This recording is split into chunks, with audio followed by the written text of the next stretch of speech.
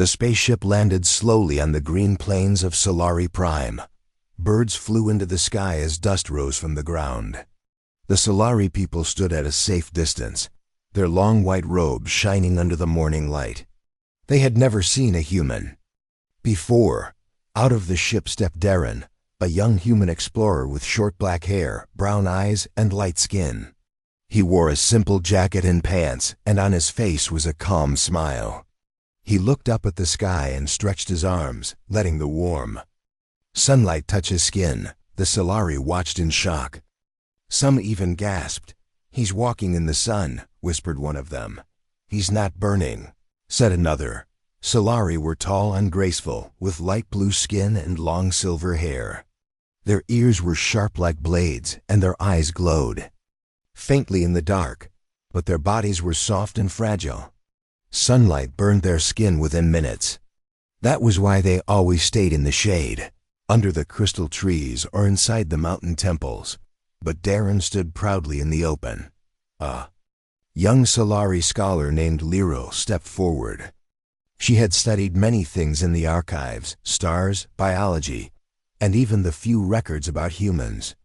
But this was her first time seeing one. She narrowed her eyes. "He should be in pain. But he's smiling." The Solari elder, Master Olan, turned to her. "Bring him to the shade. We must speak with him and find out how he survives the sun." Liro walked slowly toward the human. Darren saw her and gave a small wave. "Hello," he said in a friendly tone. "Is this Solari Prime?" "Yes," Liro answered, keeping her distance. "You are not afraid of the sun?" Darren looked up. "No, I love it. It gives me energy, warmth." Liro blinked in surprise. "We hide from it. It is our enemy." Darren tilted his head. "That's strange. On Earth, we need it to live." Liro studied him. His skin was not red or damaged, no signs of pain. It was true. He was not like them. "Come," she said. "The council wishes to meet you." The mountain temple was cool and dark, made of stone and glowing crystal.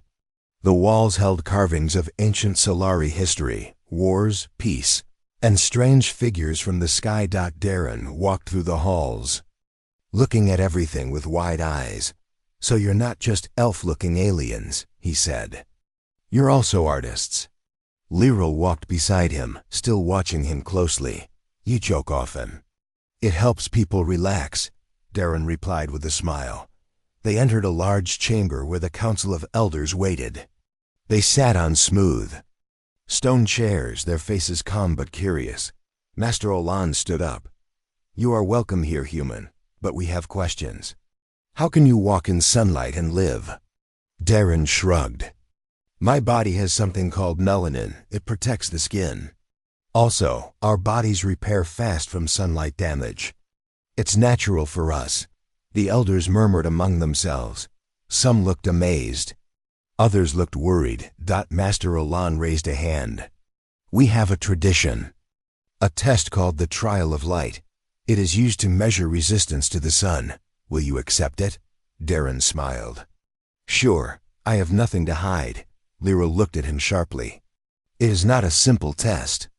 You must stand in the heart of the sun arena during high noon. Even our strongest last only 30 seconds. "I'll give it a try," Darren replied. The next day, the entire city gathered at the sun arena. It was a wide open space with stone floors and no shade. At the center was a raised platform where the trial of light took place. The sun moved high above. A bell rang. The trial had begun. Darren stepped forward. He removed his jacket and walked up to the platform. Solari covered their eyes or looked from behind crystal shades. Liro stood near the edge, heart beating fast. He stood in the light. 1 minute passed. Then 2. Then 5. Nothing happened. He raised his arms and laughed. "It's like a beach day back home." The crowd gasped. No Solari in recorded history had lasted even 1 minute. Liro could not believe her eyes. "He's fine." Even the elders stood in awe. This human, with no armor, no shield, no magic, was completely unharmed. The bell rang again. 10 minutes had passed. Darren walked down calmly and took a drink from a water flask. That wasn't so bad, he said. Bit bright, though. The Solari stared in silence. Then, one by one, they began to whisper. Is it true? Is he the one from the prophecy? The one who walks in light? Lyral stepped forward. Her voice was soft. You are not just immune. You might be chosen. Darren raised an eyebrow. Chosen for what? She looked at him, unsure how to explain. I don't know. But the story is just beginning. The sun trial changed everything. After Darren stood in the burning sunlight for 10 full minutes without harm, the Solari people could not stop talking. Whispers spread through the crystal cities and mountain halls. Children asked questions. Elders gave no answers. No one had ever seen anything like it. Some Solari were amazed, others were afraid. Lyral, the young scholar who first spoke to Darren, could not sleep that night. She sat in her chamber, studying old scrolls, trying to find answers. Her long silver hair fell over her shoulders as she turned page after page.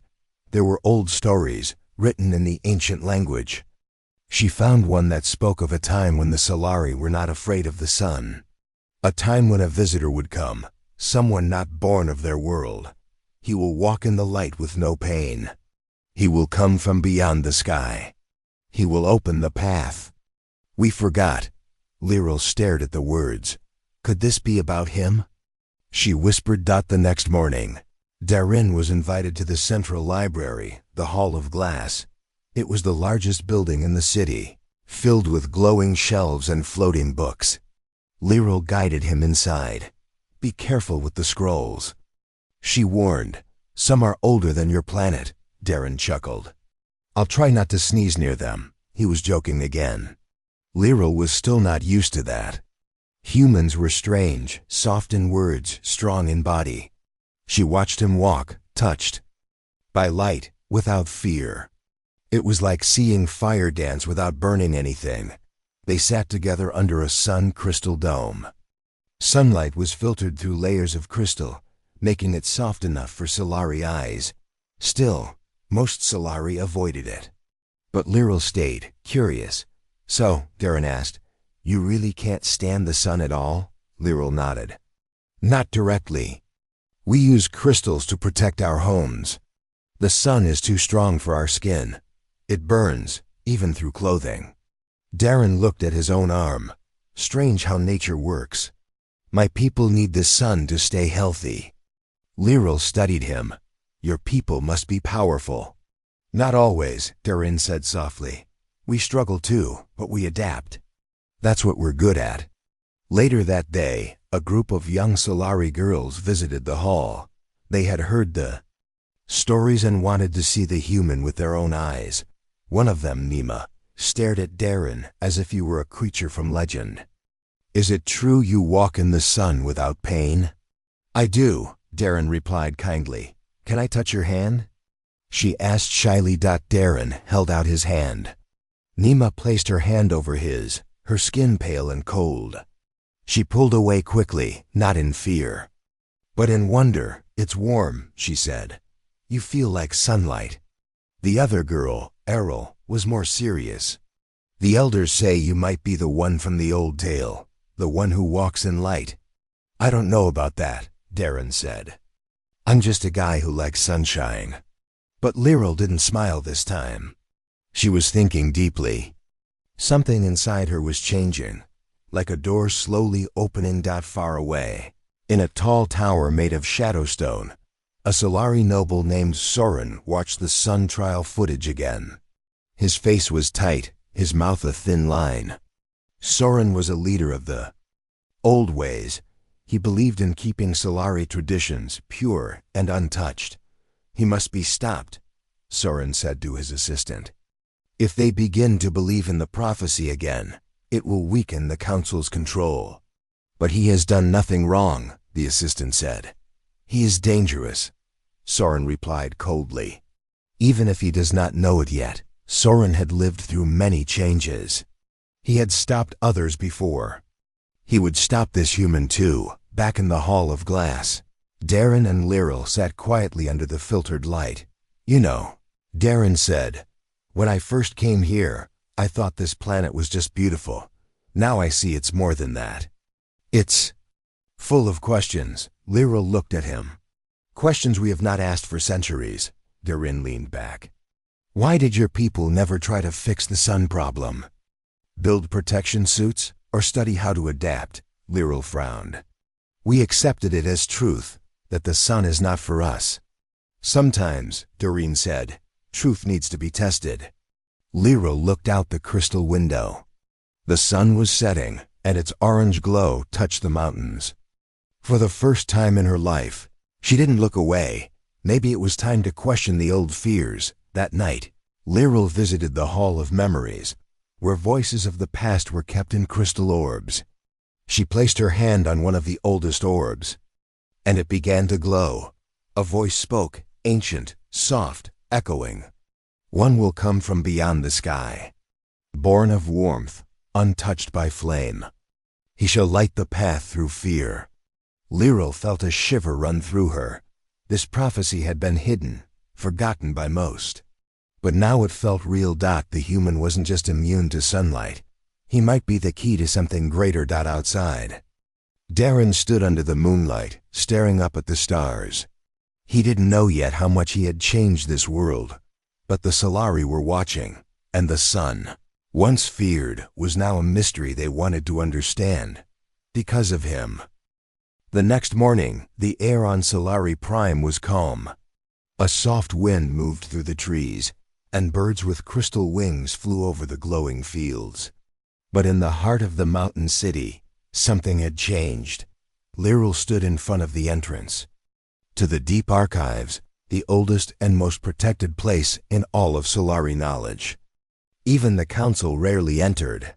Only scholars with special permission were allowed inside. Darren stood beside her, his eyes wide with curiosity. "This place looks serious." "It is," Lyral said. "These records are from thousands of years ago, even before our oldest cities. Most Solari have forgotten what is hidden here. And why are we going in?" Darren asked. Lyral looked at him with steady eyes. "Because I think the answer to who you are is in here." The door opened slowly with the sound of grinding stone. Inside, the walls were covered in ancient writings and glowing symbols. Crystal orbs floated in the air, lighting the path ahead. They walked in silence. Darren looked at everything, while Lyral searched carefully. She moved her hand across one of the glowing walls, whispering old words. Finally, a section of the wall lit up in blue. "I found it," she said softly. Darren stepped closer. "What is it?" Lyral reached into a small box on the wall and pulled out a silver scroll. It opened with a light hum. Strange drawings covered the page, symbols of the sun, stars, and a figure with raised hands standing in sunlight. "This is the Sci-Fi record," she said. "It speaks of the time when our people could walk in sunlight, long before we became weak to it." Darren blinked. "You're telling me Solari used to survive in sunlight?" "Yes," Lyral said. "But something happened. A sickness came from the sky. It made our skin sensitive. Our bodies changed over generations. We lost our connection with the sun." Darren stepped back. "So, your fear of sunlight isn't part of nature. It's part of your history." Lyral nodded slowly. "Exactly." As they studied more records, they found symbols of ships, stars, and travelers from other worlds. One drawing looked very close to a human, round face, short ears, standing under a golden sky. "There were visitors like you long ago," Lyral said. "But they disappeared." Darren looked at the drawing. Maybe Earth and Solari Prime met in the past and forgot. Lyral touched the edge of the scroll. "There's more. It says the sun can be a cure. That if one not born of Solari stands in the sacred light, the path can open again." Darren frowned. "Sacred light?" Lyral walked to the other side of the room and opened a tall drawer. Inside was a large stone map. She pointed to a place far in the west, deep in the Red Mountains. The Sky Spire, she said. It's a tall mountain where sunlight touches the ground for only a few minutes each year. No Solari has ever reached the top, but the scrolls say something sleeps there. Something left by the first visitors. Darren looked at the map, then at Lyril. You think I should go there? Lyril nodded. I think you must. They left the archives quietly. Outside, the sun was strong. Darren stepped into it without fear, but Lyril stayed in the shade. He looked back at her. Come with me. She hesitated. I can't walk in direct sunlight. I'll find a way to protect you, Darren said. We go together. Lyril smiled faintly. No one had ever said that to her before. That evening, they met with Nima and Errol, who had heard rumors about the scrolls. Lyril shared what they found. The girls listened with wide eyes. If the Sky Spire holds the secret, Nima said, then this could change everything. But the council will never allow it, Errol warned. They fear the old stories. Lyril's voice was firm. Then we go quietly, we leave tonight. Far away, in the shadow tower, Soren heard whispers of what Lyril had found. His face turned dark with anger. She is playing with fire, he said, and the human is the spark. He called his guards. Follow them. If they try to reach the Sky Spire, stop them. Just after nightfall, Darren packed his things. He carried food, water, a small light device, and 2 cloaks, one for him, and one made of layered sun cloth for Lyril. The cloth was rare and could block sunlight for a short time. They met at the edge of the forest, where Nima and Errol waited with a small glider. This will carry you close to the mountains, Nima said. But be careful, the path is old and broken. Lyril wore the sun cloth cloak. It covered her body and face completely. She looked strange, but protected. Darren helped her into the glider. Ready? As ready as I'll ever be, she answered. The glider rose into the air, silent and smooth. Below them, the city lights faded. Ahead, the Red Mountains waited, glowing softly under the moon. They didn't know. Soren's guards were following. They didn't know what truly waited at the top of Sky Spire. But they knew one thing. The truth had been hidden long enough. And now, a human who walked in light without fear was about to climb where no Solari had ever dared. The glider moved silently through the night sky. Below, dark forests stretched for miles, and far behind, the lights of the Solari city slowly disappeared. Ahead, the Red Mountains stood tall under the silver moonlight. They looked ancient, like giants sleeping. Inside the glider, Darren checked the direction. Lyril sat beside him, wrapped in the sun cloth cloak. Her silver eyes looked ahead, serious but calm. How far to the Sky Spire? Darren asked. Half a day by air, Lyril replied. But the last part, we must climb. The glider cannot land at the peak. Darren nodded. We'll make it. But while they flew, Soren's guards were not far behind.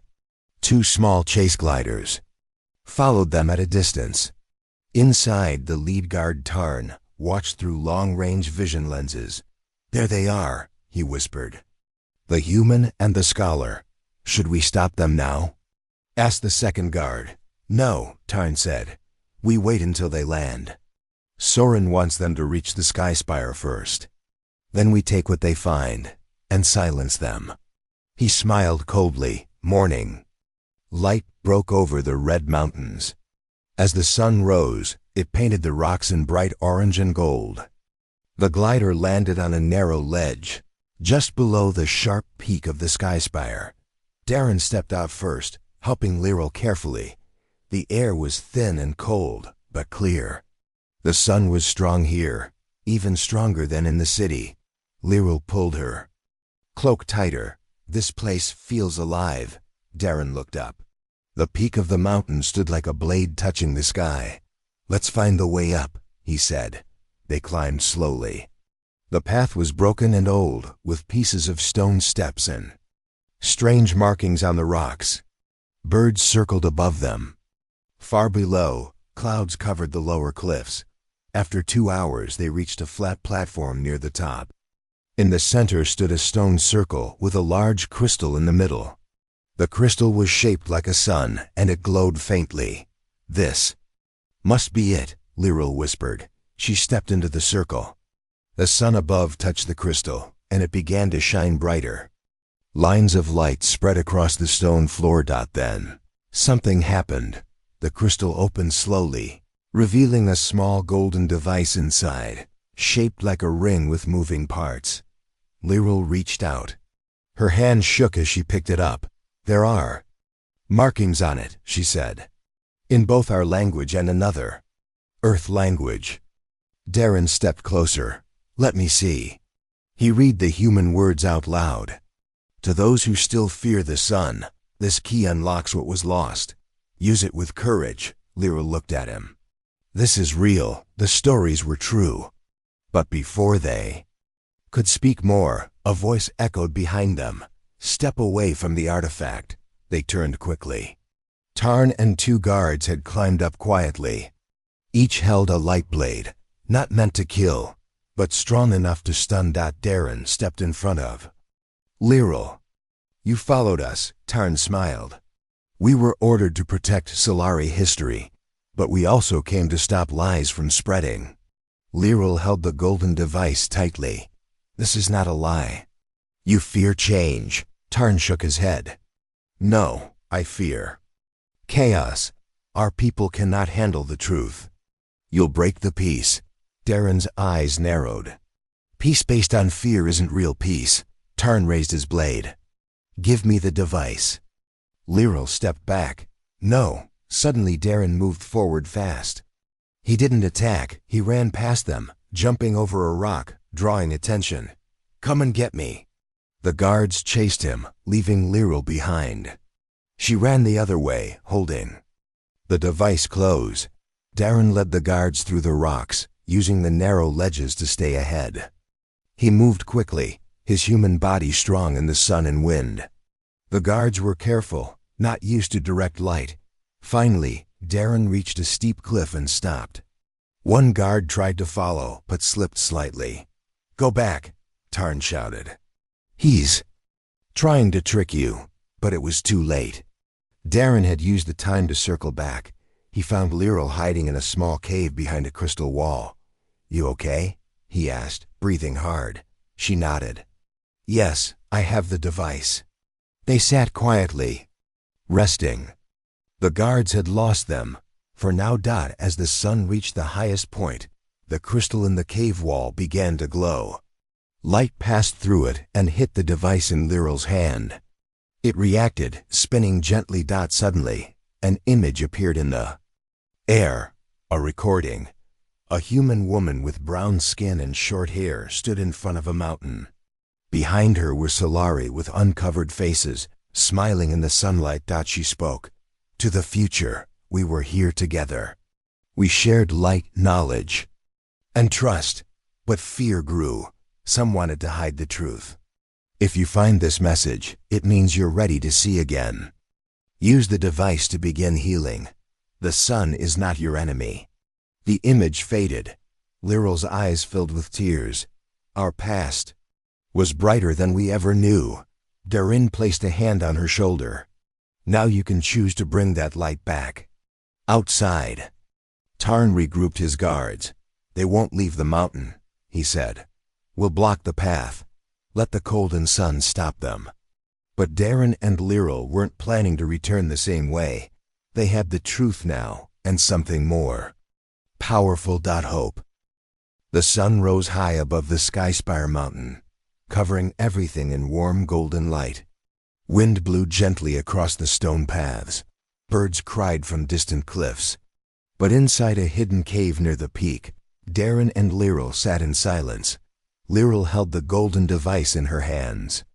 The memory they had seen, of humans and Solari standing together in sunlight, still played in her mind. "We were not always afraid," she said softly. "No," Darren replied.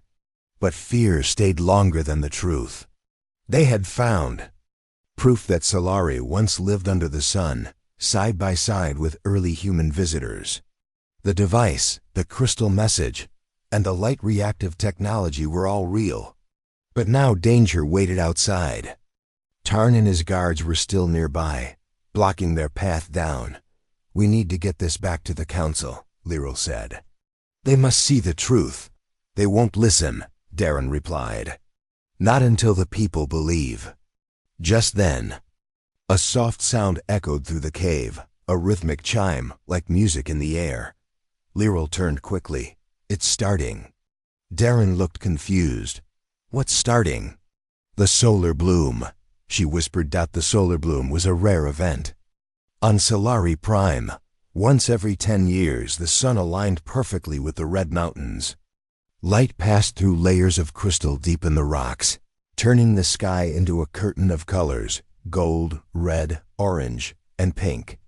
For a short time, the entire region glowed with living light. It was beautiful and deadly for the Solari. During this event, sunlight grew 10 times stronger. No Solari could survive it without heavy protection.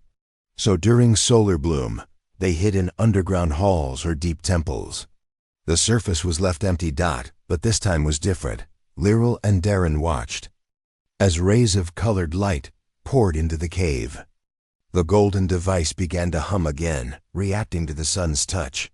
"Something's happening," Darren said. The floor beneath them shifted slightly. Hidden panels opened, revealing more symbols and a small cube. Lyril picked it up. "This is part of the memory network," she said. "It can carry the message to other cities." Suddenly, a sharp voice shouted from outside the cave. "There they are!" Tarn had found them again. Darren grabbed Lyril's hand. "Go, I'll distract them." "No," she said quickly, "not alone." But Darren was already moving. He ran out into the sunlight, right into the center of the solar bloom. The guards stepped back, shielding their faces. The light was too strong for them, but not for Darren. His body shone under the sun, golden light dancing on his skin. It didn't hurt him, it gave him strength. He raised his hand, and the light from the crystal around him reflected off his body. The guards stood frozen. For a moment, Darren looked like a being from legend, not just a human, but something more. Tarn shouted, "It's a trick, get him." But the guards did not move. They were stunned. Back in the cave, Lyril knew what she had to do. She placed the cube inside the golden device and pressed the center. The device blinked once, then sent a beam of light into the sky. The beam broke into thousands of glowing lines that traveled through the air, down the mountains, across the forests, and into the cities of Solari Prime. In every village, town, and temple, a memory appeared, the same one they had seen at the Skyspire. The message from the past played for all Solari to witness. "The sun is not your enemy. Truth lives in the light." People watched in silence.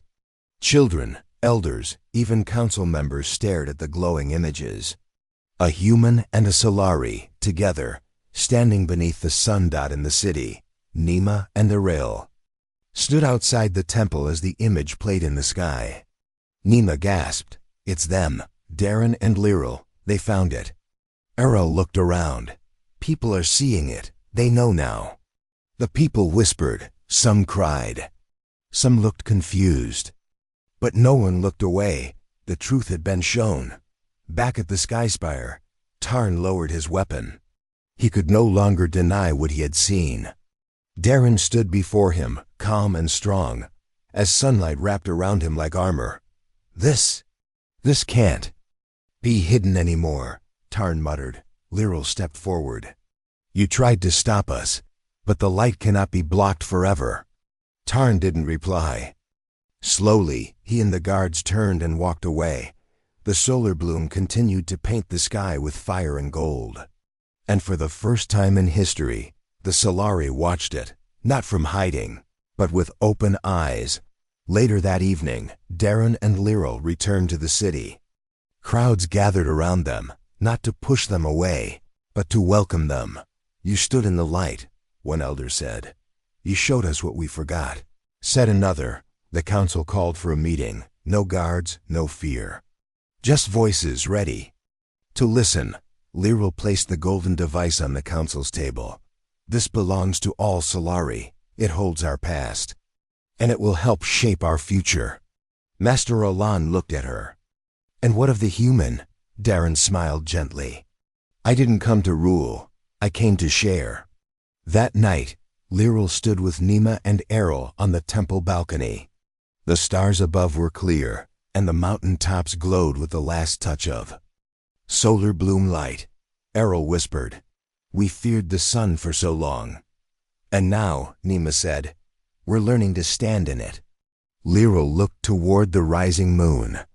And it all started with one human who was not afraid to walk into the light. A new morning began on Solari Prime. The sky was calm, and the wind moved gently through the crystal trees. But in the heart of the city, the air was filled with something stronger than wind. Hope. After the solar bloom and the sky message from the Sky Spire, the whole planet had changed. For the first time, the Solari people were talking about the sun, not with fear, but with curiosity. And now, the Council of Elders had called for a special meeting. It was time to make a choice. Inside the council dome, the large hall was full. Elders sat in their chairs of stone and glass. Behind them stood scholars, teachers, builders, and common Solari, young and old. Everyone was allowed to listen today. This moment belonged to all. In the center stood Darren, the human who had walked through the solar bloom without pain. Beside him was Lyral, dressed in her scholar robes, but with the golden device from the Sky Spire in her hands. Master Olan, the oldest council member, stood and spoke. We are gathered to decide what path we must take. Our people have lived in shadow for generations. But now we have seen light, real light, and truth. He looked around the room. Let all voices be heard. The first to speak was Elder Solian, a strict and careful voice. I do not deny the human strength or the message in the sky, she said. But change is dangerous. Our skin cannot survive sunlight. We were not made for it. Darren stepped forward. You weren't made for fear either, he said calmly. The fear came later. And it stayed too long, Solian frowned. You speak like you know us.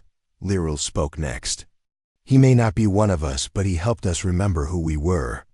We have proof now. Solari once lived in sunlight, and they stood beside humans. Another elder, Maru, rose. If that is true, then hiding from the sun has only made us weaker. Gasps came from the crowd. Some nodded. Some still looked unsure. From the side, Nima and Errol stepped forward. Though young, the council allowed them to speak. I was always told the sun would destroy me, Nima said. But I saw Darren walk in its light. He didn't burn. He helped us. He saved me during solar bloom. Errol added, the old ways kept us alive. But maybe now it's time to live fully, not just survive. Their words touched many hearts. Master Olan looked at Darren. Human, what do you offer? Darren took a deep breath. I don't want to rule. I don't want to lead your people. I only offer help, science, learning, and friendship. He walked slowly to the center of the hall. My people had problems too. We feared many things. But we found answers by studying, by asking, and by standing together. Your world is beautiful. Your people are wise. But fear has kept you in the dark. He paused and looked around the room. You don't need to become like humans. You just need to believe that you can change, slowly, together. The hall went quiet. The council stood and moved to a private chamber to speak alone. No one followed. Everyone waited in silence. Lyral turned to Darren. You spoke well. Darren smiled, but it was a tired smile. I wasn't sure they'd listen. They did, she said. And that means something. Nima whispered. What? If they say no? Darren looked at the sun shining through the crystal dome. Then we try again. An hour passed. Then the council returned. All 12 elders stood together. Master Olan stepped forward again. We have made our decision. The room held its breath. We will no longer fear the sun. We will begin research into sunlight protection and healing. We will study the old records and the device from the Skyspire, and we will welcome human knowledge to help guide us. Cheers broke out in the hall. Solari smiled, hugged, and wept quietly. But, Olan added, raising a hand, we will move carefully. Change must be slow and wise. This is not the end of our journey. It is the beginning. Darren stepped forward and bowed. Thank you. Over. The next few days, work began. Crystal builders designed new suits for sunlight testing. Scholars like Liro opened the deep archives to all. Healers studied how Darren's skin protected itself, trying to learn if something similar could be made. For Solari, Nima and Errol joined the first team of young Solari volunteers for light exposure training. They stayed under filtered sunlight for just seconds at first. But even that small step was a big one, and Darren helped every step of the way. One evening, as the sun was setting, Lyral and Darren stood at the edge of a sun garden. Crystal flowers opened in the golden light. I never thought I'd see this, Lyral said. Our people walking outside, even for a little while. It's just the start, Darren said. One step, then another. She turned to him. Will you stay? For a while, he replied. There's more work to do. And more light to share, Lyral smiled. Then walk with us. Into the dawn. And as the last light touched the mountains, the future of Solari Prime began, not in fear, but in hope. Weeks passed after the council's decision, and change began to bloom like flowers after a long winter. On Solari Prime, the sun still rose and fell the same way, but now the people looked at it with new eyes. Where once there was fear, now there was curiosity. Where once they hid in shadows, now they stepped out, carefully, gently, but bravely. Darren stayed in the city, living in a small home near the Crystal Garden. He worked closely with Solari builders and scholars, helping them understand sunlight, skin protection, and energy balance. He never forced anything. He only offered what he knew, and the Solari listened. Beside him always was Lyral, her robes, now lined with gold, a mark of honor given to those who brought great knowledge, but she wore it simply, never for pride. She worked harder than ever, studying ancient records and guiding new learning teams. Their bond had grown, not just in work, but in understanding. Every day, groups of Solari came to the Sun Hall, a new open space built with Darren's help. Its roof was made of layered crystal, filtering sunlight so that it was warm, not harmful. Children played inside it. Elders came to sit and watch. Some even removed their cloaks for short moments, feeling the sun on their faces for the first time. One morning, Nima stood inside the hall, eyes closed as golden light touched her skin. I thought this would burn, she whispered to Lyral, but it feels like life. Lyral smiled gently. You were never weak. You were only waiting. But not everything was easy. There were still some Solari who feared the change. They whispered in dark corners that the old ways were better. A few said that trusting a human was a mistake. One of them was Soren, the noble who once sent guards to stop Darren and Lyral at the Skyspire. Now he stood quietly in his own hall, watching the children play in filtered sunlight. His guards were gone. His power had faded, and yet a part of him still struggled. He remembered when his own sister had been burned by sunlight as a child. That fear had never left him. But when he saw Darren laugh with young Solari, helping them build tiny sun crystals with gentle hands, even his heart softened, just a little. The biggest moment came during the Festival of First Light, a celebration that had not been held for over 200 years. It had once marked the beginning of the warm season, when flowers bloomed and the sky turned golden for longer hours. But after the sun's sickness, the festival had been forgotten. This year, it returned, not underground, but outside. On the day of the festival, the city was filled with color. Ribbons of silver and blue danced in the wind. Music played softly from crystal flutes. And for the first time in generations, Solari wore lighter robes, no longer hiding completely from the sky. The sun was strong, but filtered through new shade trees grown with Darren's help. They were earth plants mixed with Solari crystals, a sign of unity. Lyral walked through the garden paths, holding the golden Skyspire device in her hands. She placed it on a tall stone in the center of the city. When the sun reached its highest point, the device activated.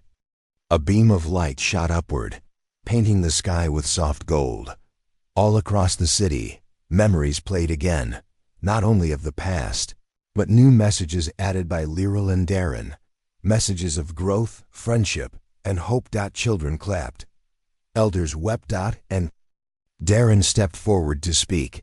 I came from a world that also struggled with fear, he said.